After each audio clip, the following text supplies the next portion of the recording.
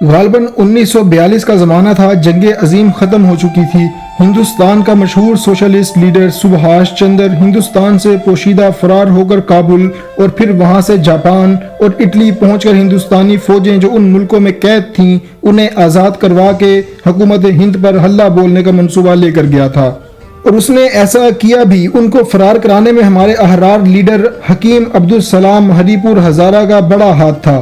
وہ خود بھی بھیس بدل کر اور سبھاش بابو کا روپ بدلا کر پہاڑی راستوں سے ہندوستان کی سرحد پار کرا کے افغانستان کی حدود میں چھوڑ آئے تھے۔ اس جرم میں انہیں 2 سال قید بامشقت ہوئی اور پھر ان کے شہر ہری پور میں نظر بند کر دیا گیا تھا۔ انہی دنوں جب ہری پور سے باہر وہ نہیں جا سکتے تھے، میں شاہ صاحب کے ساتھ ہری پور گیا۔ وہاں ڈاکٹر جلال الدین کے مکان پر قیام رہا اور حکیم صاحب سے پہلے آشنائی تھی جو ان کی وفات تک بڑھتی گئی، کم نہ ہو سکی۔ مرحوم بڑے کام کے مرنجا مرنج آدمی تھے۔ ہاں، تو جب حضرت شاہ صاحب کا ہری پور میں قیام تھا تو مولانا غلام غوث ہزار بھی تشریف لائے اور شاہ صاحب سے بفا پہنچنے کی تاریخ متعین کی اور بفا میں عظیم الشان جلسے کی تیاریاں شروع کر دیں۔ آخر جلسے کا دن آ پہنچا۔ مولانا نے ایک کار بھیج دی کہ شاہ صاحب کو سفر میں آسانی رہے۔ مقامی حضرات نے ایک بس کرائے پر حاصل کی جس میں رضاکار اور مقامی علماء بیٹھ گئے۔ جب روانگی کا وقت تھا تو شاہ صاحب مجھے ساتھ لے جا کر تشریف فرمانے لگے کہ کار کا اگلا دروازہ کھول کر آپ بیٹھ جائیے۔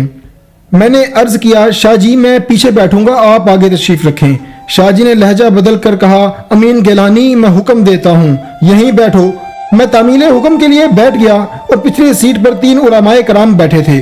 جب میں بیٹھ گیا تو فرمایا، ذرا کان ادھر کرو۔ میں متوجہ ہوا تو میرے کان میں آہستگی سے شاہ صاحب فرمانے لگے، تم جاؤ، میں 1 گھنٹہ بعد تنہا بفات پہنچ جاؤں گا۔ ڈرائیور کو حکم دیا، چلو بھائی اللہ کا نام لے کر انہیں لے جاؤ، اور شاہ جی جھٹ مکان میں چلے گئے۔ بس والوں کو کچھ پتہ نہیں چلا کہ کیا ہو رہا ہے۔ میرے پیچھے جو علماء کرام بیٹھے تھے انہوں نے مجھ سے دریافت کیا تو میں نے کہہ دیا کہ میں بفے جا کر بتاؤں گا۔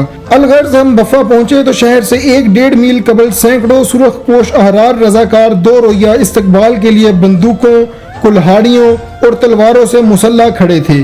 کار رکتے ہی انقلاب زندہ باد، مجلس احرار اسلام زندہ باد کے فلک شگاف نعرے لگائے گئے۔ ان دوستوں نے ہوائی فائر داغے۔ مولانا غلام غوث خود باوردی استقبال کرنے والوں کی رہنمائی فرما رہے تھے۔ انہوں نے آگے بڑھ کر کار کا دروازہ کھولا تو تعجب سے پوچھا، امین گیلانی شاہ صاحب کہاں ہیں؟ میں اتر کر انہیں الگ لے گیا اور ان کا حکم سنا دیا۔ مولانا کا چہرہ سرخ ہو گیا اور فرمایا، میں سمجھ گیا، اچھا آ لینے دو شاہ جی کو۔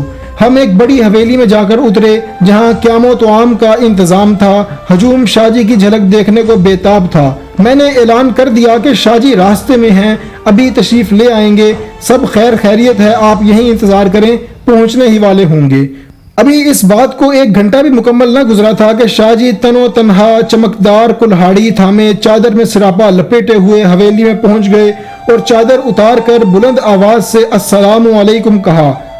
مولانا غلام غوث رحمت اللہ علیہ آگے بڑھے اور اپنے غصے کو دبا کر عوام سے الگ لے جا کر کہنے لگے، شاہ جی میں جانتا ہوں کہ آپ نے ایسا کیوں کیا ہے، مگر میں نے یہ سب کچھ آپ کے نفس کو خوش کرنے کے لیے نہیں کیا تھا۔ میں نے تو دشمن انگریز کو جلانے کے لیے ایسا کیا تھا کہ ہم تمہارے باغی مجاہدوں کی اس طرح قدر کرتے ہیں۔ شاہ جی نے گردن جھکا کر کہا، مولانا میں معافی چاہتا ہوں، بس میں نے اپنے نفس کا علاج مناسب سمجھا۔ پھر دونوں بزرگ گھل مل گئے جیسے کچھ ہوا ہی نہیں۔ میری طرف دیکھ کر مولانا نے کہا، میں نے کار کا دروازہ کھولا تو اندر سے یہ بچونگڑا نکل آیا۔ اس فکرے پر دونوں بزرگوں نے مل کر کہکا لگایا۔